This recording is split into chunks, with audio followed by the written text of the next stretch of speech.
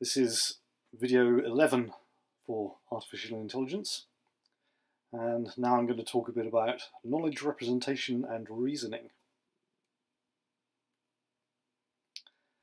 If we cast our minds back to some of the initial lectures, I talked in fairly general terms about a standardized kind of architecture that an intelligent agent that's operating within some environment might need to have. And one of the fundamental requirements for that architecture was to be able to represent certain kinds of knowledge about the environment and to reason with that knowledge in particular ways. So now I want to talk a bit about how one represents knowledge of the kind that was identified back there, and in particular background knowledge and knowledge that's derived from our agent's percepts. And I also want to talk a little about how, once we have a representation of knowledge, we might actually go about deriving new non-perceived knowledge using a theorem prover. Now, initially, I'm going to do this using first-order logic. Using first-order logic means we have a theorem prover. In fact, there are several industrial strength theorem provers for first-order logic. What's a little more problematic, perhaps, is to come up with some kind of systematic way of writing knowledge down in the format of first-order logic. And I'm going to introduce one way of doing that, which is called the situation calculus. First-order logic, as a means in general of knowledge representation and reasoning, does have its drawbacks. And as a result, there are a whole bunch of alternative complementary ways of doing knowledge representation and reasoning that have been built up over the years. And towards the end, in fact probably in a separate video, I'll talk a bit about semantic networks, frames, inheritance and rules. But these tend to be very first-order logic-like, and in fact can quite often be formally described as more limited versions of first-order logic, either in the sense of how you're allowed to do the representation or in the sense of how the reasoning process operates. Being more specific about the kinds of knowledge that need to be represented and the kinds of reasoning that an agent needs to be capable of within the standard kind of architecture that I introduced. I specifically identified the need to represent knowledge about how the agent's environment works, and in particular the need to represent knowledge that describes the environment and the way in which actions performed by the agent will affect the environment. I also identified the idea that one might need to use logical reasoning to update and maintain knowledge about the environment as percepts arrive, and I identified the need to perform some kind of logical reasoning to deduce actions to perform in order to get to goals. Now, hopefully, you can see that there is a natural progression here, and that natural progression is based on the idea that an awful lot in classical artificial intelligence is cast as some kind of search problem which involves finding sequences of actions that get our agent where it wants to go. But the level of complexity used to describe and to implement those search problems can vary quite wildly. We started with the most basic possible context and came up with A* and more intelligent versions of search. Now we're building on that and allowing a language for the description of our knowledge that's much more flexible than the one we started with, and has a consequently more interesting and capable method for doing logical inference. But the underlying idea is very similar. We're just introducing more and more flexibility. Now that flexibility here is going to turn out actually to come with problems all of its own. And the next subject, after I've spoken about knowledge representation and reasoning, will try and address some of those issues by looking at specific algorithms for constructing plans. So now we have some specific kinds of problem that we want to solve. We want to know how to represent our agent's knowledge about its current state of the world. We need to be able to infer things about unseen parts of the world. And importantly, we need to model the way in which the world changes as time passes, either independently of our agent's actions or as a result of our agent's actions. And equally importantly, we need to be able to model the way in which the world stays the same as time passes. The final point here is that if we look at these bullet points, time seems to be particularly significant, and clearly in the lives of many intelligent agents, time is indeed significant. And now one result of that has been that in the methods that we're going to look at, time plays a key role. And indeed, in the wider area of knowledge representation and reasoning, time takes a key role as well. And there are all manner of specialized ways in which you can try and deal with it, because it's not quite as straightforward as one might hope. First order logic seems, at first glance, and with some deeper examination, to be a good way of doing this, because it has all of the characteristics that we want from formal logic. It's expressive. You can express an awful lot of different things with it. It's concise. It's not unduly wordy. It is non-ambiguous. You can adapt it to many different contexts, and it has an inference procedure. Although the inference procedure for first order logic is semi-decidable. There is no algorithm that guarantees to take any first order logical formula and tell you whether or not it's valid, and always give you the correct answer and always terminate. But a lot of the time we can run an inference procedure on a first order logical formula and get an answer.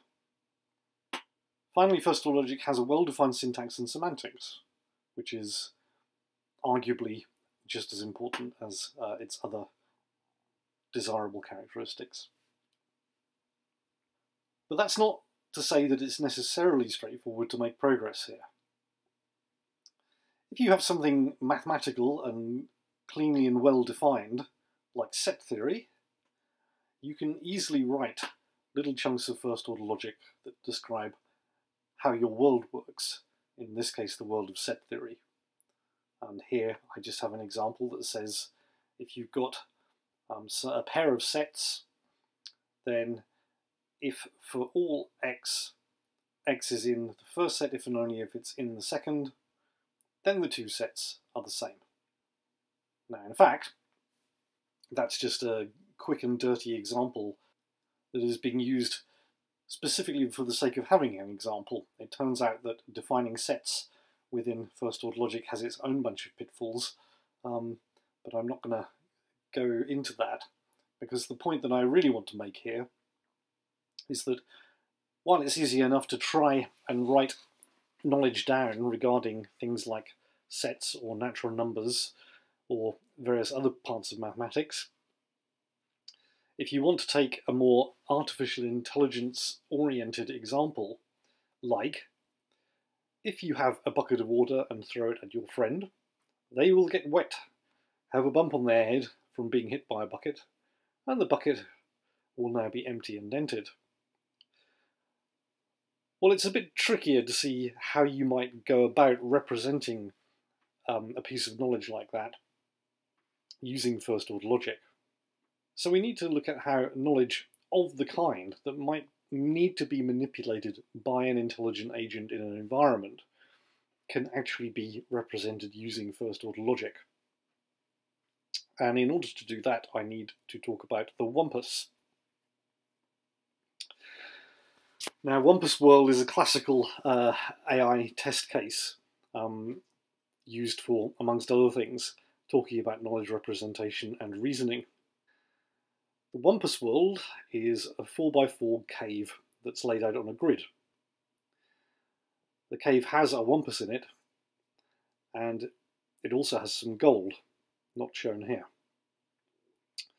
And if we want to program our intelligent agent, namely Evil Robot, to play the Wampus World game, the idea is that he should be able to enter the cave, navigate around inside the cave, and retrieve some gold, then find his way back to the entrance point and leave the cave again. But as you can probably guess, there are various things about the cave that will try and thwart Evil Robot's efforts. Firstly, the cave has a number of pits in it.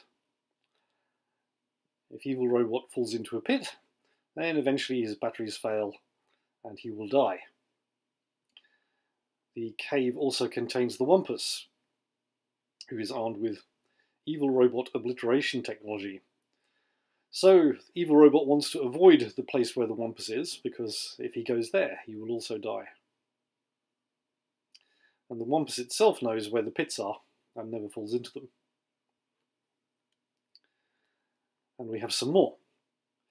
While Evil Robot is moving around, he can perceive various things. First, if Evil Robot is adjacent to the Wampus, and adjacent here doesn't include diagonals, it's just adjacent vertically or horizontally, then, well, Wampuses are famed for their lack of personal hygiene. And they have 10 arms each and great big armpits, and they've never heard of underarm deodorant. So, when Evil Robot is adjacent to a Wampus, a stench is perceived. In addition, when Evil Robot is in a position adjacent to a pit, a breeze is perceived. I've never found an explanation for why pits make breezes, but that's the way it works. If Evil Robot is in the position where the gold is, then he perceives a glitter, and if he tries to move into a wall, then he perceives a bump. Now, as an extra part of the game, Evil Robot wants to kill the Wampus. He therefore carries a single arrow, which he can shoot, and he will shoot it in whichever direction he's currently pointing, and he will know if he has killed the Wampus, because if he manages to kill the Wampus by shooting it with the arrow, then he will perceive a scream. So considering Evil Robot as an intelligent agent now, we have some perceptions that Evil Robot can make, and we have some actions that Evil Robot can perform. While moving around the cave, he can perceive a stench, a breeze, a glitter, a bump, or a scream. And in order to solve this problem, he can move forward, turn left by 90 degrees, turn right by 90 degrees, can perform a grab, which lets him try to pick up gold. He can perform a release, which lets him drop the gold. There's no particular reason in the game that he would want to do this, but we're including it as a possible action. The reason for that is that I need it to later on to talk about some more general possibilities. He can perform shoot in order to shoot the arrow in the direction he's pointing, and he can do a climb, which is an attempt to get out of the cave. Now there is, of course, a key issue here, which is that we want to represent knowledge about this problem and perform inference with it in a way that allows Evil Robot to perform well, usually, in arbitrary cave layouts, not just in a specific one of the kind that I illustrated on a slide a couple of slides back. I need to start here by revisiting some of the underlying concepts that you met last term in the Logic and Proof and Prologue courses. The underlying idea here is to make a knowledge base. And a knowledge base just contains a collection of statements about the world. In our case, we're going to start by expressing those statements in first-order logic. And we want to represent them in such a way that we can derive useful things from them. But I just need to recap, really, what that last bit means, what it means to derive useful things from the knowledge base. That means, in essence, that we want to generate things that are true if the sentences in the knowledge base are true. And you've seen this in logic and proof, because you've seen the idea of entailment. If you have a bunch of first-order logical statements and you say that they entail a further statement, okay, where in our case the collection is called KB, that's the knowledge base, and alpha here is the thing that you're claiming is entailed. What this means is that any model that makes all of the statements in the knowledge base true also makes alpha true.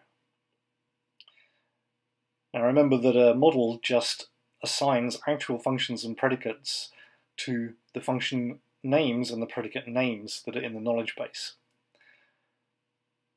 It also assigns a particular set that acts as the universe. And functions have to map things in the universe to other things in the universe, and predicates have to act on collections of things in that universe.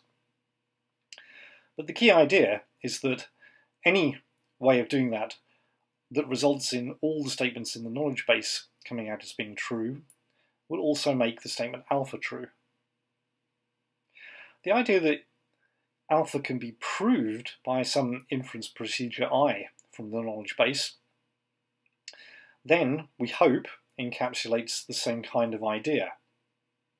This is a purely syntactic symbol shuffling procedure that gets you from the knowledge base to alpha. But in practice, what we want is a sound and complete inference procedure.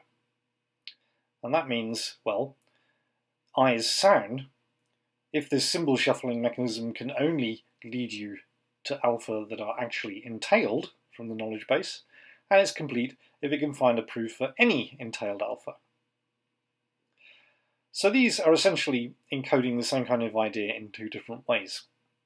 Entailment says that no matter how you designed the universe in order to actually define what the function and predicate names are for your knowledge base, anytime that you do that in such a way that the knowledge base comes out being true, alpha will come out true as well. Now clearly you don't generally want to try and reason about all possible ways of coming up with a model. So a proof procedure is then an entirely mechanical process that just manipulates symbols that appear in the knowledge base and allows you, by a mechanical means, to prove alpha in such a way that proving alpha from the knowledge base is equivalent to saying that the knowledge base entails alpha. When you write down formulae or statements in a knowledge base, you will inevitably use concepts that reflect the world that your agent is living in. Those will turn up, for example, as function and predicate names within your knowledge base. Those names have no intrinsic meaning. When you specify a model within first-order logic, you give them a meaning, because you give the function names an actual function, the predicate names an actual predicate, and so on.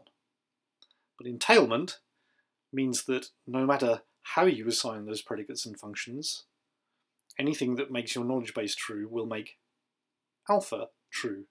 And alpha is something that you're trying to infer from the knowledge base.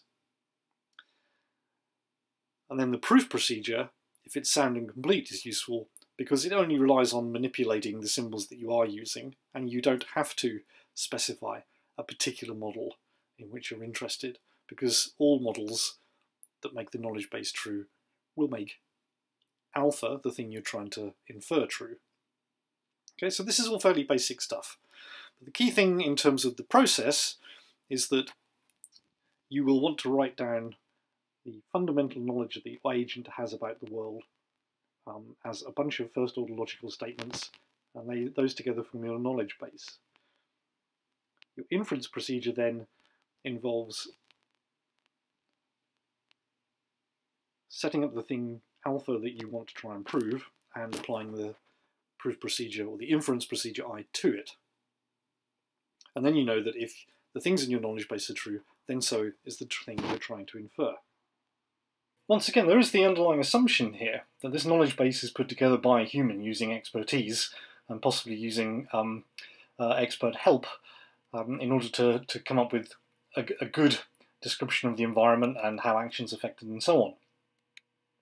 It is possible to go beyond that. So, for example, there's an area within machine learning called inductive logic programming. And that allows you to infer from examples knowledge in the form of first-order logical statements. But once again, unfortunately, I'm not going to have time to talk about that.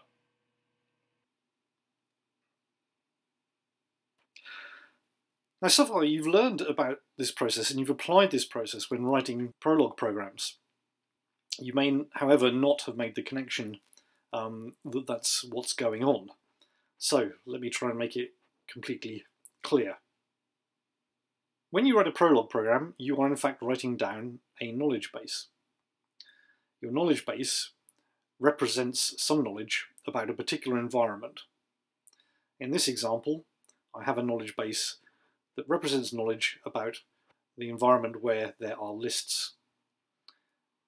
And hopefully you can still remember your prologue from last term. This says that if I concatenate the empty list with L, I get L. And if I can concatenate T to L to get L2, then I can concatenate H cons T to L to get H cons L2. And with that knowledge base, an example of an alpha that I might want to infer from this knowledge base would be something like concat 1, 2, 3, 4, 5, x. Hopefully with the result that x is 1, 2, 3, 4, 5. Now this all works because Prolog is just a limited form of first-order logic. In a Prolog program, the actual program is the knowledge base. In this case, it expresses some knowledge about lists. And the query is the alpha that we want to prove from that knowledge base. Now it's important initially just to emphasize that the list notation is just syntactic sugar.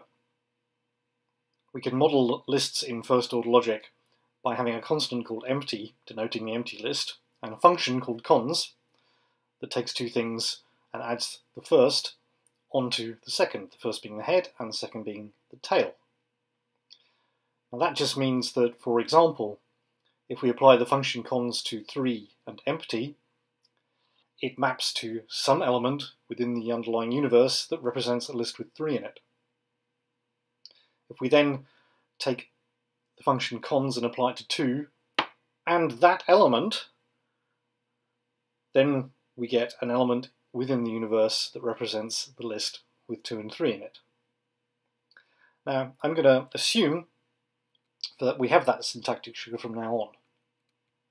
If I take the Prolog program and express it purely in terms of first-order logic, we get something like the following. Now, all that's happened here is that I've changed from the Prolog notation to the more usual notation,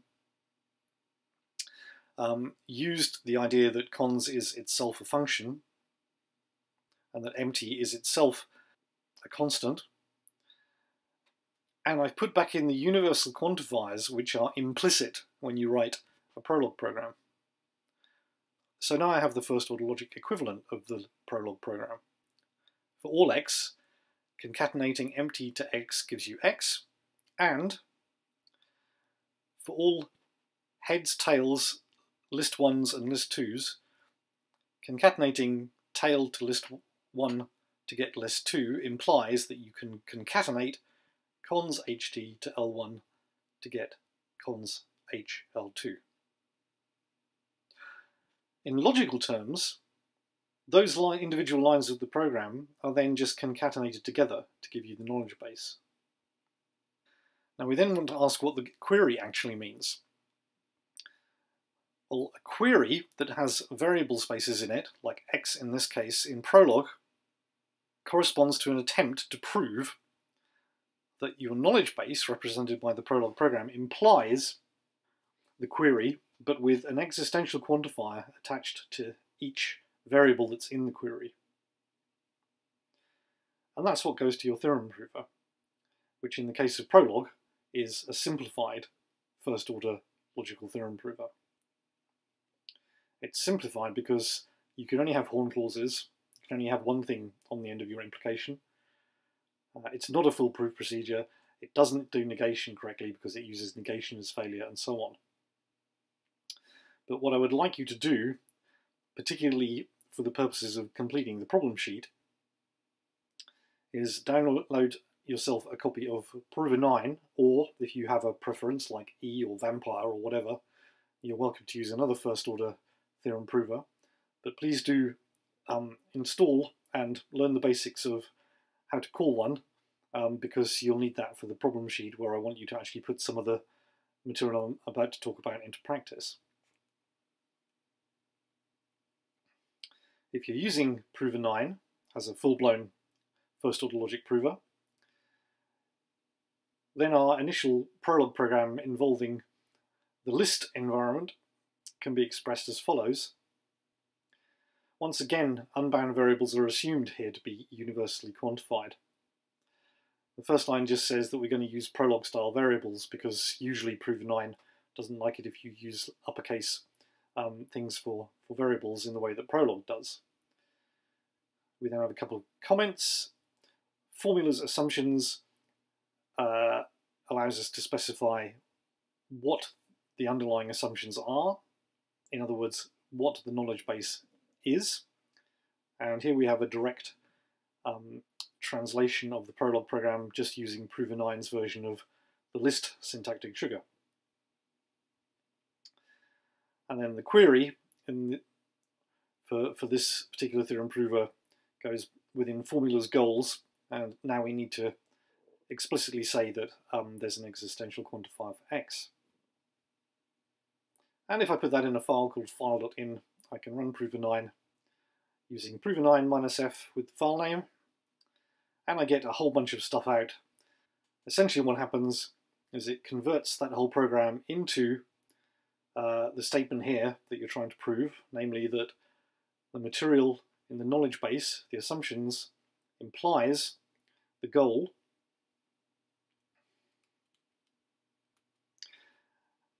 and you can probably see by having a bit of a trawl through this little snippet of the output that it's actually doing that by converting everything to conjunctive normal form and then doing resolution in precisely the way that you learned about in logic and proof. Now the last line says that you've derived a contradiction. Remember that the way you do this with resolution is to negate the initial statement and then try and derive an empty clause, and that's what the $F at the end indicates. We haven't at the moment got an explicit way of extracting what x should be, but that's in the problem sheet. There's some instructions on how to do that with Prover 9. So we can now take the view that actually putting all of what follows into practice is a bit like writing a Prolog program, just using a full-blown first-order prover. The knowledge base is just something that's going to contain first-order statements that describe the world that your agent is working in. And then to try and infer new things, or in particular, to try and infer, once again, a list of actions that will modify the environment in such a way as to get our agent to a goal, we can pose a query that looks like, does there exist an action list such that some predicate describing the goal is true when we put that action list into effect? And then we can try and prove that our knowledge base implies a query of that form, and because there's an existential quantifier, the expectation is that if the theorem prover is successful, then it gives us back an action list in exactly the same way that a Prolog can give you back a result that is the instantiation for any variable that appeared in the query you gave it.